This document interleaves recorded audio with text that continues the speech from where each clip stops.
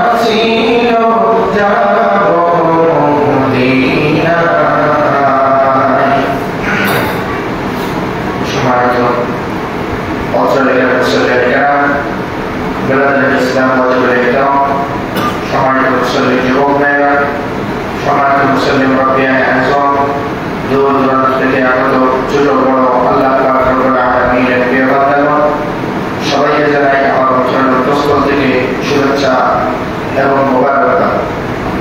সম্মানিত হাজিরিন, আমি সর্বপ্রথম সেই মহান সত্তার শুকরিয়া জ্ঞাপন করি যিনি গোটা বিশ্বজাহানের সৃষ্টিকর্তা এবং অধিপতি, এবং যিনি আমাকে আপনাকে আজকের এই পবিত্র দিনে, মহান দিনে, সপ্তাহের শ্রেষ্ঠ দিনে হাজার হাজার মানুষের ভেতর থেকে বাছাই করে, যাচাই করে, মহাব্বত করে, ভালোবেসে আল্লাহ পাক রব্বুল আলামিনের সবচেয়ে পবিত্রতম জায়গা মসজিদে এসে কোরআন এবং হাদিস মোতাবেক কিছু কথা বলার শোনার তৌফিক দান করেছেন।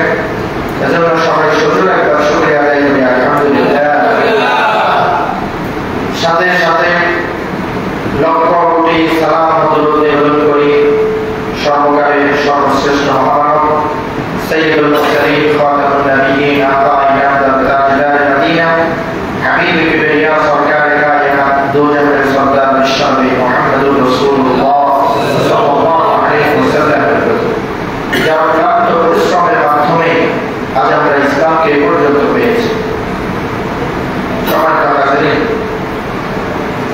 আল্লাহ রব্বুল আলামিন এই দুনিয়ার বুকে আমাদেরকে অনেকগুলো নিয়ামত দান করেছেন। আমাদেরকে আল্লাহ পাক মানুষ বানিয়েছেন, মুমিন হিসাবে মুসলমানের ঘরে জন্মগ্রহণ করার সুযোগ দিয়েছেন, শ্রেষ্ঠ নবী শেষ নবীর উম্মত বানিয়েছেন। আল্লাহ পাক আমাদেরকে এই নিয়ামতগুলোর সাথে আরেকটি গুরুত্বপূর্ণ নিয়ামত দিয়েছেন, সেটা হচ্ছে আল্লাহ পাক আমাদের জন্য 30 পারা একটি কোরআন নাযিল করেছেন। এই কোরআন আমাদের জন্য অনেক বড় একটি নিয়ামত। কিভাবে? মানুষের দৈনন্দিন জীবনে চলাফেরার ক্ষেত্রে মানুষ অনেক রকম বিষয়ের সম্মুখীন হয়, যেগুলো সমাধান খুব জটিল। আল্লাহ নবী সাল্লাল্লাহু আলাইহি ওয়াসাল্লাম বলেছেন, তোমার জীবনে চলার পথে যত রকমের সমস্যার সম্মুখীন হও না কেন, কোরআনের দিকে ফিরে গেলে সেখানে আমরা পাওয়ার সমাধান রেখে দিয়েছে। রাষ্ট্রীয় জীবন, আপনার ইহকালীন জীবন, পরকালীন জীবন, এরপরে সামাজিক জীবন, ব্যবসায়িক জীবন, সাংসারিক জীবন, খেলাধুলার জীবন, আপনার লাইফস্টাইল, আপনার চলাফেরা, কালচার, যাবতীয় সব কিছুর সমাধান আল্লাহ পাক এক সংবিধানের ভিতর রেখে দিয়েছেন। যে বলেন সেই সংবিধানের নাম কি? আল কোরআন। আল কোরআন আল্লাহ পাক রব্বুল আলামিন মুহাম্মদ সাল্লাল্লাহু আলাইহি ওয়াসাল্লামের উপর দীর্ঘ 23 বছরে নাযিল করেছেন। সুবহানাল্লাহ। দীর্ঘ 23 বছরে যখন যেখানে যতটুকু প্রয়োজন, প্রেক্ষাপট অনুযায়ী কোন কারণে আয়াতটি নাযিল করেছেন, কেন নাযিল করেছেন, কোথায় নাযিল করেছেন, সব কিছু বিস্তারিত আছে। এগুলো তাফসীরের ভিতরে আপনারা যদি পড়েন পাবেন ইনশাআল্লাহ তাআলা। এই কোরআনুল কারীম আল্লাহ পাক রব্বুল আলামিন নাযিল করেছেন রাসূল সাল্লাল্লাহু আলাইহি ওয়াসাল্লামের নবুয়ত প্রাপ্তির পরে। রাসূল সাল্লাল্লাহু আলাইহি ওয়াসাল্লামকে নবুয়ত দিয়েছেন, এরপরে আল্লাহ পাক বলেছেন, কুল হুয়াল্লাহু আহাদ আল্লাহুস সামাদ লাম ইয়ালিদ ওয়া লাম ইউলাদ ওয়া লাম ইয়াকুল লাহু কুফুয়ান আহাদ। ছোট্ট একটি সূরা। আল্লাহ পাক বলেছেন, হে রাসূল আপনি বলেন আল্লাহু আহাদ, আল্লাহ একজন, তার সাথে কারো অংশীদারিত্ব নেই। তিনি খালিক, তিনি মালিক, তিনি রাজ্জাক, তিনি হায়াত দাতা, তিনি মাউত দাতা। দুনিয়ার দ্বিতীয় কারো এই শক্তি আছে? যারা এই শক্তির দাবিদার ছিল, যুগে যুগে আল্লাহ পাক তাদেরকে লাঞ্ছিত করে, অপমানিত করে, অপদস্থ করে দুনিয়ার বুক থেকে বিদায় করেছে। ফেরাউনের কথা জানেন না? সে বলেছে আনা রাব্বুকুমুল আ'লা, আমি সবচেয়ে বড় খোদা। নাউযুবিল্লাহ। সে ফেরাউনকে আল্লাহ পাক লাঞ্ছিত করে মেরেছে। তাদের লাশ এখনো পর্যন্ত অক্ষত, পোকামাকড় পর্যন্ত ছুঁয়ে না। মানুষের জন্য দৃষ্টান্ত হিসেবে কিয়ামত পর্যন্ত দুনিয়ার সমস্ত মানুষের জন্য এর ফেরাউন দৃষ্টান্ত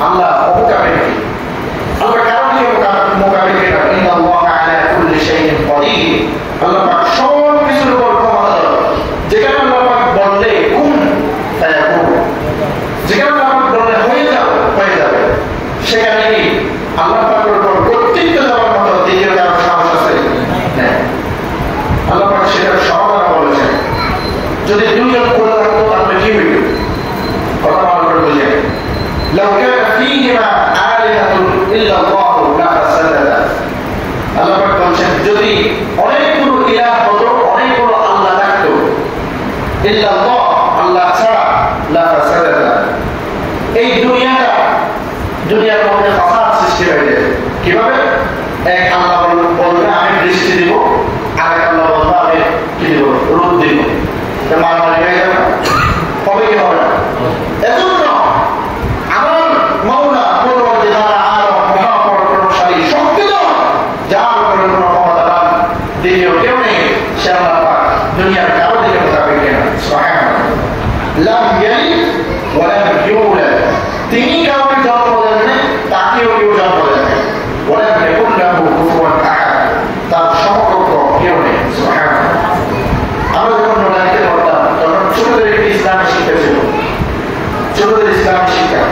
এই ইসলামী শিক্ষার ভিতরে খুব চমৎকার ভাবে লেখা আছে আল্লাহ পাক এক ও দ্বিতীয়, তিনি একমাত্র ইবাদতের যোগ্য, তার কোনো অংশীদার নেই, তিনি সব কথা জানেন, তার কাছে কোনো কথা গোপন নেই, তিনি অসীম শক্তির অধিকারী, তিনি আসমান জমিন চন্দ্র সূর্য গ্রহ নক্ষত্র মানুষ জিন পাহাড় পর্বত সবকিছু তিনি সৃষ্টি করেছেন এবং সবকিছুর দায়িত্ব তিনি নিজেই পালন করেন। সুবহানাল্লাহ। এগুলো আমাদের মুসলিম ছেলেদের জন্য অত্যন্ত গুরুত্বপূর্ণ একটি বিষয়। ছোটবেলা থেকে সে সেভাবেই বড় হয়ে উঠবে, ইসলামকে সেভাবেই যাবে। গত কয়েকদিন আগে একটা ভিডিও দেখলাম, ক্লাস 6 এর একটা মেয়ে, সে বলছে আমার বউ আল্লাহকে বিশ্বাস করে কিন্তু আমি আল্লাহকে বিশ্বাস করে। নাউযুবিল্লাহ। তার মস্তিষ্কের ভিতরে সেটা ঢুকিয়ে রেখেছে ছোটবেলা থেকে ইসলামের সাথে সম্পৃক্ত না থাকার কারণে। ক্লাস 6 এর মেয়ে নাস্তিক হয়ে গেছে। নাউযুবিল্লাহ। তাকে একটু জিজ্ঞেস করলো তুমি আল্লাহকে কেন বিশ্বাস করো? সে বলছে আল্লাহ যদি থাকে তাহলে, আল্লাহ যদি আমাদেরকে বানিয়ে থাকে তাহলে আল্লাহ পাককে কে বানিয়েছে? নাউযুবিল্লাহ। এই সমস্ত প্রশ্নগুলো আমাদের মস্তিষ্কের ভিতরে শয়তান ঢুকিয়ে দেবে, আমাদের মস্তিষ্কের ভিতরে অনেক রকমের প্রশ্ন শয়তান নাড়া দেবে, তুমি এটা প্রশ্ন করো, এটা প্রশ্ন করো। আল্লাহ পাক বলছেন আল্লাহ পাককে কেউ বানান নেই, তিনি কিভাবে এসেছেন, কিভাবে আমাদের সৃষ্টি করেছেন, সব কিছু তার কাছে জ্ঞান, আমাদের কাছে কোনো জ্ঞান নেই। তিনি আমাদের যা করতে বলছেন তাই করে, হচ্ছে তার হুকুম পালন করা। সুবহানাল্লাহ। আমার মূল কথা হচ্ছে এই কোরআন নাযিল করার পরে আল্লাহ পাক বিভিন্ন ধরনের দিক নির্দেশনা দিয়েছেন, যেখানে যেভাবে দেওয়া দরকার। এবং দীর্ঘ 23 বছরে এই কোরআন মুহাম্মদ সাল্লাল্লাহু আলাইহি ওয়াসাল্লামের উপর অবতীর্ণ হয়েছে। প্রেক্ষাপট অনুযায়ী, জায়গা অনুযায়ী, ঘটনা অনুযায়ী আল্লাহ পাক এই কোরআনকে বর্ণনা করেছেন। সুবহানাল্লাহ। এই কোরআনের একটি চমৎকার বিষয় হচ্ছে এর পুরো কোরআনটা একদম কবিতার মতো। কিসের মতো? কবিতার মতো। কিভাবে? والشمس وضحاها والقمر إذا تلاها والنهار إذا جلاها। শেষে কবিতা যেমন শেষের লাইন মিল থাকে, পুরো কোরআন শরীফ আপনি দেখবেন এভাবে কবিতা আকারে আল্লাহ পাক বানিয়েছেন। সুবহানাল্লাহ। والسماء والطارق وما أدراك ما الطارق النجم الثاقب كل نفس لما عليها حافظ। সুবহানাল্লাহ। الرحمن علم القرآن خلق الإنسان علمه البيان। কত চমৎকার আল্লাহ পাক এই কোরআন আমাদের জন্য পাঠিয়েছেন। সুবহানাল্লাহ। এজন্য আল্লাহ পাক রব্বুল আলামিন চ্যালেঞ্জ করে বলেছেন যদি তোমরা পারো কোরআনের একটি ছোট্ট সূরার মতো তোমরা সূরা লিখে বানিয়ে দেখাও। এই চ্যালেঞ্জ তেমন পর্যন্ত কেউ গ্রহণ করার সাহস পাবে না ইনশাআল্লাহ। এই কোরআন আল্লাহ পাক আমাদের উপর নাযিল করেছেন। এরপর আল্লাহ পাক কোরআনের ভিতরে ইরশাদ করেন তোমরা কি জানো এই কোরআন আমি কেন নাযিল করেছি? আল্লাহ পাক রব্বুল আলামিন ডাক দিয়ে বলেন কিতাবুন আনজালনাহু ইলাইকা লিতুখরিজান নাস মিনাত যুলুমাতি ইলান নূর। এই কিতাব আমি নাযিল করেছি এই কারণে, আনজালনাহু ইলাইকা, এই কোরআন আমি তোমার প্রতি নাযিল করেছি হে রাসূল এই কারণে, লিতুখরিজান নাস মিনাত যুলুমাতি ইলান নূর, যাতে অন্ধকারাচ্ছন্ন মানুষ জাতিকে আপনি অন্ধকার থেকে নূরের দিকে, আলোর দিকে পথ দেখাতে পারেন। সুবহানাল্লাহ। আল্লাহ পাক এই কোরআনকে নাযিল করেছেন অন্ধকারে নিমজ্জিত মানব জাতিকে আলোর পথ দেখাবার জন্য। সুবহানাল্লাহ।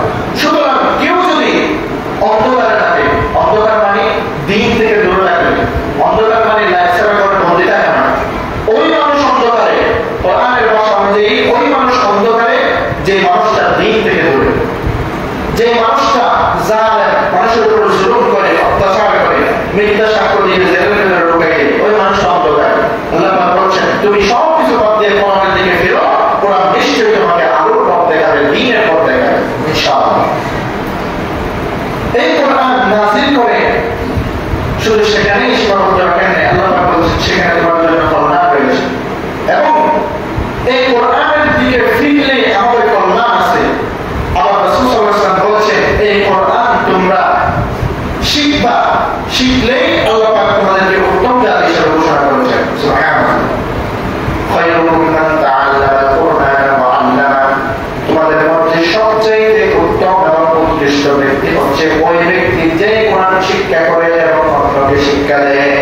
সুবহানাল্লাহ, যে কোরআন নিজে শিখে এবং অন্যকে শিখে দেয়।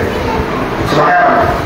এই কোরআন কিন্তু খুব সহজ একটা কিতাব নয়, এটা অনেক বেশি কঠিন।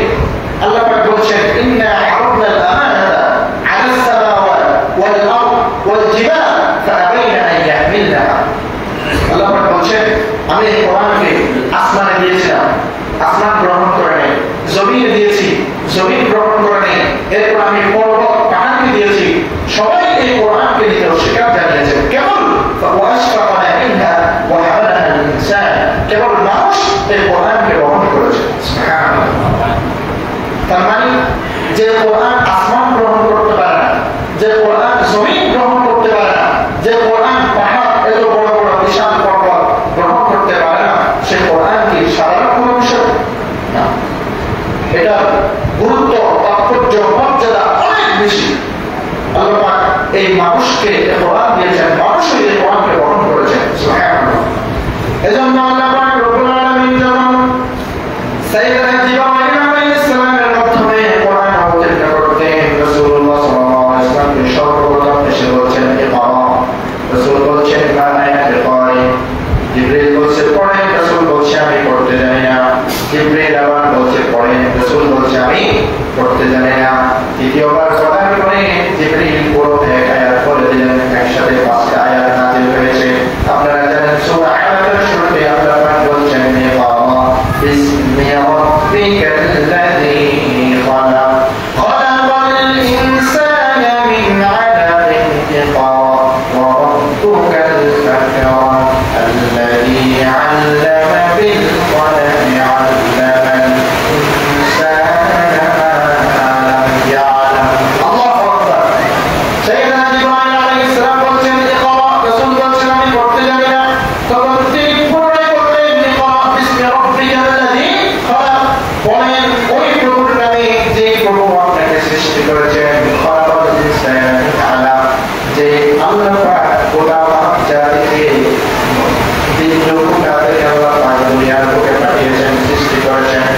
আল্লাহ পাক রব্বুল আলামিনের নামে কোরআন পাঠ করতে বলার সাথে সাথে রাসূল এই কোরআনকে মুখস্থ করার জন্য তাড়াহুড়ো করছিল। শুধু তাই নয়, রাসূলের শরীর মুবারক থেকে ঘাম ঝরঝরে পড়ছিল, সাথে সাথে রাসূলের গায়ের উপরে জ্বর উঠে গেছে। ঘরের ভিতরে ঢুকে খাদিজাতুল কুবরা রাদিয়াল্লাহু তাআলা আনহা বলছেন আমাকে কম্বল দাও, ব্যথা দাও, আমার প্রচুর পরিমাণে জ্বর হয়ে গিয়েছে। সুবহানাল্লাহ। যেখানে রাসূল সহ্য করতে পারছে না, কোরআন নাযিল হওয়ার যে বিষয়টা, যে বিশাল একটি মর্যাদাবান কোরআনের একটা আয়াত রাসূল সাল্লাল্লাহু আলাইহি ওয়াসাল্লাম নাযিল হওয়ার পরে তিনি সহ্য করতে পারছেন না। তার মানে বোঝা গেল যে কোরআন সাধারণ কোনো বিষয় নয়, এটা আল্লাহ পাকের পক্ষ থেকে মানব জাতির জন্য অনেক বড় নিয়ামত। সুবহানাল্লাহ। রাসূলের গায়ে জ্বর উঠে যায়, কোরআন নাযিল হলে রাসূল খুব তাড়াহুড়া করে শিখতে লাগলেন। তখন আল্লাহ পাক বলছেন আপনি একটু তাড়াহুড়া করে শেখার দরকার নেই, আপনার কলবের ভিতরে এই কোরআনকে গেঁথে দেওয়ার দায়িত্ব আমার। সুবহানাল্লাহ। সেভাবেই কোরআনকে রাসূল সাল্লাল্লাহু আলাইহি ওয়াসাল্লাম প্রকট করেছেন, মানব জাতিকে শিখিয়েছেন। কোরআনের মাধ্যমে মানব জাতিকে জাহান্নামের পথ থেকে ফিরিয়ে জান্নাতের পথের যাত্রী বানিয়েছেন। সুবহানাল্লাহ। সাইয়েদনা ওমর রাদিয়াল্লাহু তাআলা আনহু তিনি রাসূলকে হত্যা করার জন্য বের হয়েছিলেন। এই ঘটনা আপনারা জানেন না? রাসূলকে হত্যা করার জন্য বের হয়েছিলেন। মধ্যখানে এক সাহাবীর সাথে সাক্ষাৎ হলো। এই সাহাবী বলছে কোথায় যাচ্ছেন? বলছে রাসূলের কল্যাণ নিতে যাচ্ছে। আবু জাহেল ঘোষণা দিয়েছে কল্যাণ নিতে পারলে 100 উট দেবে, কাউকে দেবে না। সে ঘরের ভিতরে যাচ্ছে, ওই সাহাবী বলছে, সাহাবী কিন্তু ঈমান আনছে সেটা প্রকাশ করেনি। সে বলছে আপনি যে রাসূলের কল্যাণ নিতে যাবেন, আপনার ঘর ঠিক আছে, আপনার বোনের ঘর ঠিক আছে, আপনার বোনের জামাই ঠিক আছে, আপনি তাদের কাছে যান। সেখানে গিয়ে দেখছে তারা কোরআন তেলাওয়াত করতেছে, বিস্তারিত আছে। এই কোরআনের তেলাওয়াত সাইয়েদনা ওমর রাদিয়াল্লাহু তাআলা এত বেশি আকৃষ্ট করেছে, ওখানে গিয়ে ভাই বোনের জামাইকে মেরেছে, বোনকে মেরেছে, অনেক কাহিনী সেখানে ঘটে গিয়েছে। এরপরে কোরআন শুনে আকৃষ্ট হয়ে যাকে কল্যাণ নিতে যাওয়ার জন্য হত্যা করার জন্য যাচ্ছিল, তার হাতে এসে তার সামনে এসে কালিমা পড়ে মুসলমান হয়ে গেছে। সুবহানাল্লাহ। এই কোরআনের সাথে লাগলে, সম্পর্ক থাকলে সম্মানী এবং দামি বানিয়ে দেবেন কে? আল্লাহ। এই ওমর ইসলাম গ্রহণ করার পরে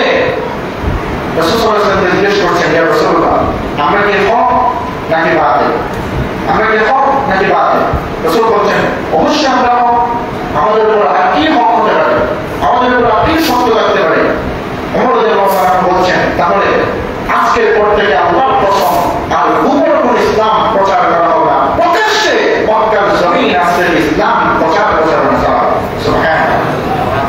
ওই দিন আবার কাবাগরের গিলাফের কাবাগরের যেটা সামনে একটা ছোট্ট একটি ঘর দেখবেন, যারা মক্কার শরীফে জিয়ারত করেছেন আপনারা দেখেছেন, এই কাবাগরের পাশে দাঁড়িয়ে বড় বড় চিৎকার করে বলছেন তোমরা যদি তোমাদের কোনো স্বামীকে, তোমাদের কোনো স্ত্রীকে বিধবা করতে না চাও, তোমাদের কোনো সন্তানকে তিন বানাতে না চাও, তাহলে ইসলামের বিরোধিতা করতে গিয়ে আমার সামনে তোমরা কি বাঁধবা। সুবহানাল্লাহ। সেই অমরকে আল্লাহ পাক ইসলামের জন্য কবুল করেছেন কেবল কোরআনের মর্যাদা, কোরআনের তাৎপর্য অনুধাবন করার কারণে, কোরআন শুনে আকৃষ্ট হওয়ার কারণে। সুবহানাল্লাহ। যুগে যুগে যারা কোরআনের সাথে সম্পর্ক রাখবে আল্লাহ পাক তাদেরকে সম্মানিত করবে। সুবহানাল্লাহ। কিয়ামতের ময়দানে যারা কোরআনের হাফেজ আছে, যখন তারা উপস্থিত হবে আল্লাহ পাক বলবেন ইকরা বিসওয়াতিল কোরআন ইকরা ওয়াত্তাবি ওয়াত্তিল কামা কুনতা তুরাতিল ফিদ দুনিয়া। ও হাফেজ সাহেবগণ, কোরআন তেলাওয়াত করো যেভাবে দুনিয়াতে কোরআন তেলাওয়াত করতে, এক আয়াত তেলাওয়াত করো একটা জান্নাতের উপর আরোহণ করো, দ্বিতীয় আয়াত তেলাওয়াত করো দুইটা জান্নাতে আরোহণ করো, 6666 আয়াত তেলাওয়াত করবা, শেষ আয়াত পর্যন্ত তেলাওয়াত করে জান্নাতের শেষ চাঁদ পর্যন্ত তুমি পৌঁছে যাও। সুবহানাল্লাহ। এটা হাফেজদের মর্যাদা, কোরআনের সাথে সম্পৃক্ত থাকার মর্যাদা, কোরআনকে দাওয়াত করার, বাহক করার এটা মর্যাদা আল্লাহ পাক তাদের কিয়ামত দিবসে দান করবেন। শুধু তাই নয় মুসলমান ইমানদার, কিয়ামতের ময়দানে আল্লাহ পাক কোরআনের হাফেজদের পিতামাতাকে অনেক বড় সম্মান এবং মর্যাদাবান বানিয়ে দিবেন। একজন সামান্য রিকশা চালক, সে দুনিয়াতে রিকশা চালাইতো, কৃষি কাজ করতো, তাকে আল্লাহ পাক জান্নাতের স্বর্ণের মুকুট মাথার উপর পরিধান করিয়ে বসায় রাখবেন, দুলার সাথে সজ্জিত করে রাখবেন। এলাকার একজন বিশিষ্ট ব্যক্তিবর্গ, অনেক বড় ধনী লোক, কোট বাজারের ভিতরে বিশিষ্ট ব্যবসায়ী, বিশিষ্ট ধনী লোক, নেতা ছিলেন, টাকা পয়সার অভাব ছিল না, সে ওই রিকশা চালকের দিকে তাকিয়ে বলবে, ফেরেশতাদের কাছে জিজ্ঞেস করবে আজকে তার এত সম্মান কেন? দুনিয়াতে তো সে রিকশা চালাইতো, দুনিয়াতে তো সে কৃষি কাজ করতো, তার এত সম্মান কেন? তাকে কেন সম্মান দান করেছেন? অথচ দুনিয়াতে অনেক কি ছিল না, সেই জীবন যাপন করেছি, কোনো কিছু অভাব ছিল না, আজকে আমার আফসোসের শেষ নাই। ওই রিকশা চালককে আল্লাহ পাক দুলার মতো করে সাজিয়ে রাখছেন। ফেরেশতারা ডাক দিয়ে বলবেন এই মর্যাদার পিছনে কোনো কারণ নাই, কেবল একটা কারণ, দুনিয়ার বুকে তার একজন সন্তান কোরআনের হাফেজ ছিল। সুবহানাল্লাহ। কেবলমাত্র একজন সন্তান কোরআনের হাফেজ থাকার কারণে আল্লাহ পাক কিয়ামতের ময়দানে তার পিতামাতাকে জান্নাতে স্বর্ণের মুকুট পরিধান করিয়ে ওই সময়ের সবচেয়ে তীব্র যে সূর্যের তীব্রতা হবে, ওই তীব্রতা থেকে আল্লাহ পাক এই মুকুটের মাধ্যমে হেফাজত করে। সুবহানাল্লাহ। বিচার কার্য শুরু না হওয়ার আগেই হাফেজদের পিতামাতাকে আল্লাহ পাক এই মর্যাদা দান করবে। সুবহানাল্লাহ। আর জান্নাতে গেলে কি মর্যাদা দেবেন সেটা কেবল কল্পনার বিষয়। কোরআনের সাথে যারা লেগেছে তারা সম্মানিত হয়েছে, আর কোরআনের সাথে যারা বেআদবি করেছে যুগে যুগে তারা লাঞ্ছিত হয়েছে, অপমানিত হয়েছে। শুধুমাত্র সময়ের ব্যাপার, সময় সব কিছু আমাদের সামনে উপস্থাপন করবে, উত্থাপন করবে ইনশাআল্লাহ। কোরআন মুখস্থ না করলে, মুখস্থ করে তাহলে সওয়াব নেই, শুধু তিলাওয়াতের মধ্যে আল্লাহ পাক সওয়াব রেখে দিয়েছেন। সুবহানাল্লাহ। من قرأ حرفا من كتاب الله فله 10 حسنات. سبحان الله.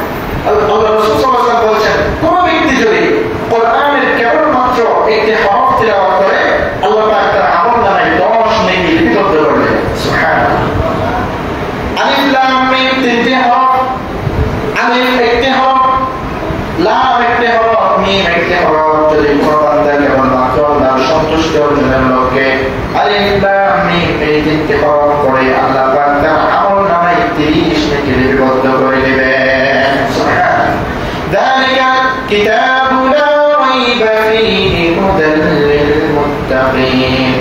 এই আল্লাহ পাক যে আল্লাহ পাক কোরআন নাযিল করেছেন, আল্লাহ পাক দিয়ে বলেন আমি এমন এক কোরআন তোমাদের জন্য নাযিল করেছি যে কোরআনের পক্ষে থাকলে সম্মানী, বিপক্ষে গেলে অপমানী। এই কোরআন সামান্য কোনো কোরআন নয় যে কোরআন পাহাড় স্বীকার করেছে, আসমান জমিন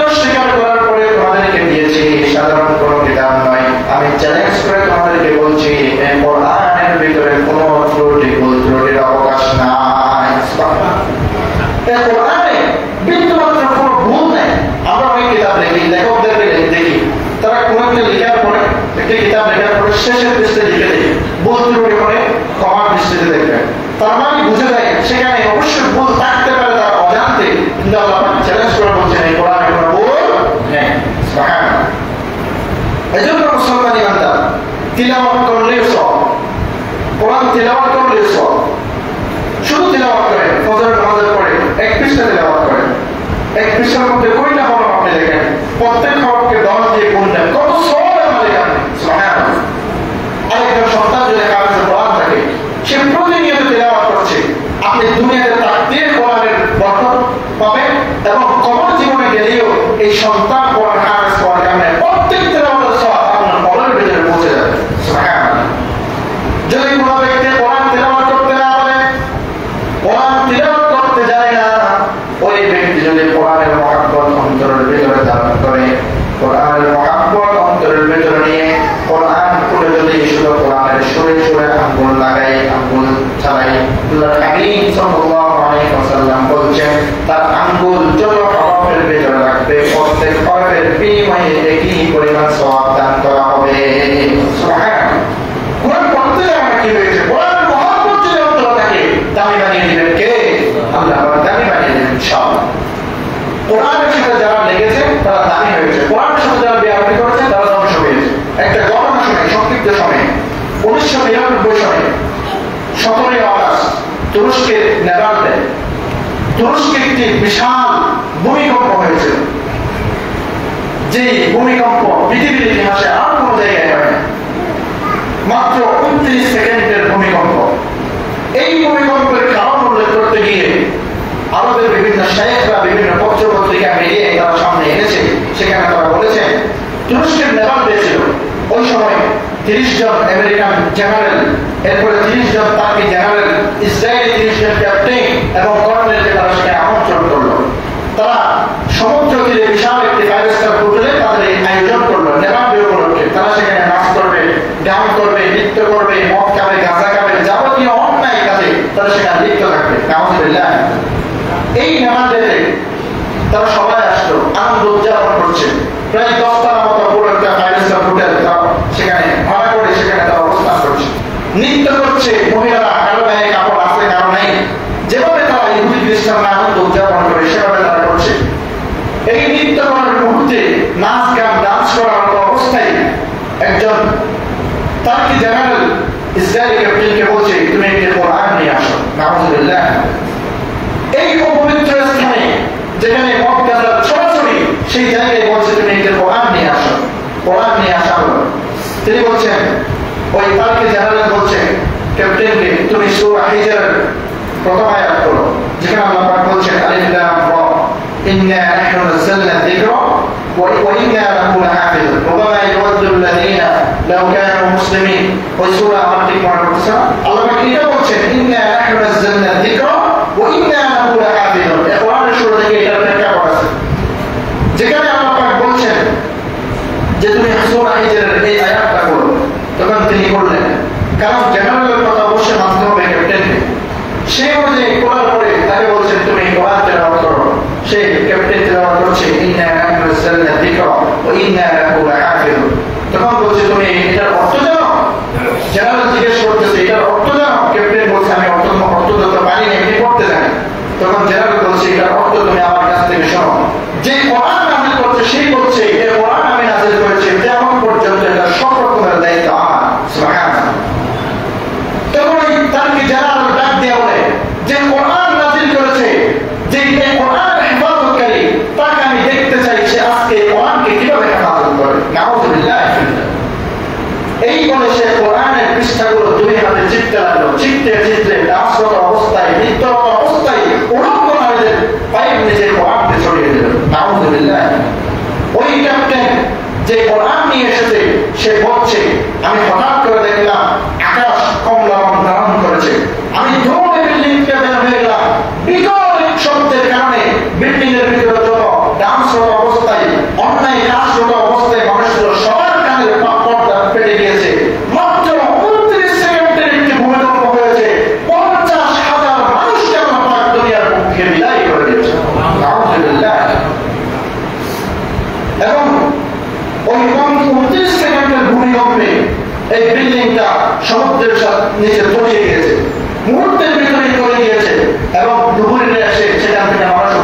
করছে। ওই ডুবুরিটা বলছে কেবল সেখানে যেমন তেমন মানুষ ছিল না, 300 মানুষ, 300 লাশ জোড়া আমি এমন পেয়েছি তারা জেনারত অবস্থায় মৃত্যুবরণ করেছে। নাউযুবিল্লাহ।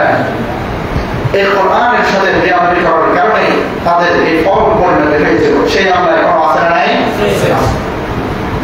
এই কোরআনের মহব্বত কাদের অন্তরে আছে, কাদের অন্তরে নাই, সবকিছু জানেন কে? আল্লাহ নবী সাল্লাল্লাহু আলাইহি ওয়াসাল্লাম ডাক দিয়ে বলেন, হয়তো কোরআন নিজে শিখবা অথবা যে শিখতেছে তাকে হেল্প করবা, সাহায্য করবা, অথবা তোমার যদি সেই সামর্থ্য না থাকে যে শিখতেছে তাকে সাহায্য করতে পারছো না, তাহলে তাকে অন্তর থেকে মহব্বত করো। চতুর্থ নম্বরে গিয়ে তাকে তুমি ঘৃণা করিও না, আল্লাহ পাক তোমার উপর গজব নাযিল করবে। নাউযুবিল্লাহ। হয়তো নিজে শিখবো অথবা শিখতেছে তাকে সাহায্য করবো, অথবা তারা উভয়জনকে মহব্বত করবো। চতুর্থ নম্বরে গিয়ে কোরআনের সাথে মিললে থাকলে, কোরআনকে সঙ্গ দিলে মর্যাদা আল্লাহ পাক বাড়িয়ে দিবেন। সাহাবায়ে কেরামকে কোরআনকে বুঝেছেন, চিনেছেন, অন্তরে বিশ্বাস করে ধারণ করেছেন, এমন ভাবে ধারণ করেছেন নিজের ছেলেকেও কোরআনের আইন মানতে গিয়ে ছেড়ে দেন। ওমর রাদিয়াল্লাহু তাআলার একজন সন্তান ছিল, আবু হুসামা, আবু হাসমা, ওমর রাদিয়াল্লাহু তাআলার ছেলে। ওই ছেলেকে ওমর রাদিয়াল্লাহু তাআলা আবু শামা, ওই ছেলেটা ওটা কিন্তু ওমরের দ্বিতীয় স্ত্রীর ছেলে। ওই ছেলেকে নাবিস খেয়েছে। নাবিস কি? তাদের একটা আরবের একটা প্রচলিত বিষয় ছিল যে তারা সকালে খেজুরগুলোকে ভিজাবে, এরপরে ভেজানোর পরে সকালবেলা ওই পানিগুলো তারা খেয়ে ফেলবে, কিন্তু সেটা যদি 3-4 দিন হয়ে যায় তাহলে সেটা মদে পরিণত হয়ে যায়। ওই নাবিস বানিয়ে ওমরের ছেলে খেয়েছিল। তখন সে মিশরে অবস্থান করছিল। মিশরের গভর্নর তাকে শাস্তি দিয়েছিল।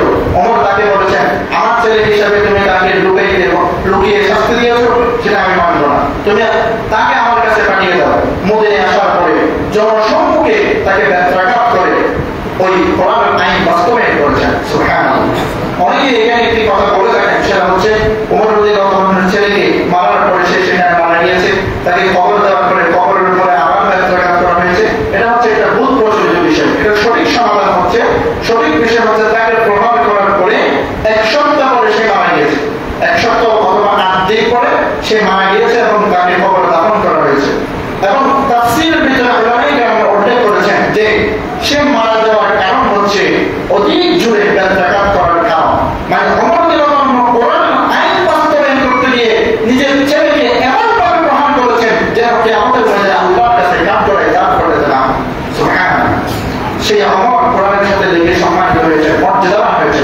যুগে যুগে যে সমস্ত মানুষেরা কোরআনের সাথে লাগবে, কোরআনের সাথে সম্পর্ক করবে, এই কোরআনের সাথে লাগার কারণে আল্লাহ পাক তাদেরকে দুনিয়াকে সম্মানিত করবেন, আখিরাতে আল্লাহ পাক তাদেরকে অফুরন্ত মর্যাদা এবং নিয়ামত দান করবেন ইনশাআল্লাহ। আমাদের অনেকের সন্তান আছে, আমরা মনে করি আমাদের সন্তান যখন কোরআনের হাফেজ না হয়ে ভালো ইংরেজি বলতে পারে, আমরা তাকে নিয়ে গর্ববোধ করি যে আমার ছেলেটা কত সুন্দর ইংরেজি বলে, মাশাআল্লাহ, আমার ছেলেটা কত সুন্দর বাংলা বলে, মাশাআল্লাহ। অথচ আমরা একবার বলি না, মাশাআল্লাহ, আমার ছেলেটা কত সুন্দর কোরআন তেলাওয়াত করতে পারে। আপনি একটা সমাজে আপনি একটা প্রিন্ট করে দেখেন, যে আপনি একটা গণনা করে দেখেন, সমাজ করে দেখেন যে 10টা ঘরের ভিতরে কয়টা সন্তান সুন্দর তেলাওয়াত করতে পারে। মুসলমানের ঘরের সন্তান, আমি কোনো হিন্দু ঘরের ভিতরে যেতে বলছি না, হিন্দু ঘরে, ইহুদি ঘরে, খ্রিস্টান ঘরে আমি যেতে বলছি না, মুসলমানের ঘরে ঘরে গিয়ে যে তাদের ছেলে সন্তানদের খোঁজ খবর নেয় তারা কতটুকু কোরআন তেলাওয়াত করতে পারে। অথচ কোরআন তেলাওয়াত করতে পারা ফরজ। কোরআন ছাড়া নামাজ শুদ্ধ হয় না, কোরআন ছাড়া ইবাদত শুদ্ধ হয় না। কোরআন পড়তে না জানলে আপনি নামাজের মধ্যে কি পড়বেন? সূরা ফাতিহা যদি শুদ্ধ করে পড়তে না পারেন নামাজ হবে না। আপনার ভিতরে প্রচেষ্টা রাখতে হবে, কোরআন শেখার আগ্রহ আপনার ভিতরে রাখতে হবে। অন্তত সবাইকে না পারলেও অন্তত একজন সন্তানকে কোরআনের হাফেজ বানানোর চেষ্টা করেন। অন্তত একজন সন্তান, যে সন্তান কিয়ামতের ময়দানে আপনার নাজাতের উসিলা হবে ইনশাআল্লাহ। এই একজন সন্তান আপনি দুনিয়ার উপরে কোরআনের হাফেজ বানিয়ে দেখেন, আপনার অন্তরে অন্তরে একটি প্রশান্তি আপনি পাবেন যে আমার একটা সন্তান আলহামদুলিল্লাহ কোরআনের হাফেজ আছে। আপনি ইংরেজি শিক্ষিত থেকে, আপনার ইংরেজি শিক্ষিত সন্তান থেকে আপনি মাসে 2 লক্ষ টাকা পান, কিন্তু কোরআনের হাফেজ যদি আপনাকে 2 টাকা দিতে না পারে, ওই কোরআনের হাফেজের কারণে অন্তরে একটি অন্যরকম সফট অনুভব করবেন, একটি প্রশান্তি আপনি অনুভব করবেন ইনশাআল্লাহ। এজন্য আগে আজকে যা দিয়েছে দিয়েছে, আজকে থেকে আমরা সবাই ওয়াদাবদ্ধ থাকবো যে আমার দুইটা সন্তান থাকে ইনশাআল্লাহ একটা সন্তানকে আমি কোরআনের হাফেজ বানাবো, একটা সন্তানকে মাদ্রাসায় দেব, একটা সন্তানকে দ্বীনের জ্ঞানে দীক্ষিত করবো, শিক্ষিত করবো। শুধু একটা কেন, তলাবুল ইলমি ফারিদাতুন আলা কুল্লি মুসলিম, একজনকে জানানো দিলাম ডাক্তার বানাবো, ইঞ্জিনিয়ার বানাবো, তাকে আমি পরিপূর্ণ দ্বীন বোঝার মতো দ্বীন তাকে আমি শিখিয়ে দেবো। এটা আমাদের জন্য ফরজ। নামাজ কিভাবে পড়তে হয়, রোজা কিভাবে রাখতে হয়, হজ কিভাবে করতে হয়, যাকাত কিভাবে দিতে হয়, বিধিনিষেধ, ইসলামের বিধিনিষেধ, আমল বিল মারুফ নাহি আনিল মুনকার কিভাবে বুঝতে হয়, চিনতে হয়, এগুলো জানার ন্যূনতম জ্ঞান আমার সন্তান রাখে। এইটুকু জ্ঞান আমি তাকে শিখিয়ে এরপরে তাকে ডাক্তার বানান, ইঞ্জিনিয়ার বানান, সমাজের একজন কর্তৃত্বদানকারী, একজন নেতা বানান, কোনো সমস্যা নেই। এজন্য মুসলমান আমরা কোরআনের সাথে সম্পর্ক করবো। আল্লাহ পাক আমাদেরকে কোরআনের সাথে থেকে রাসূল সাল্লাল্লাহু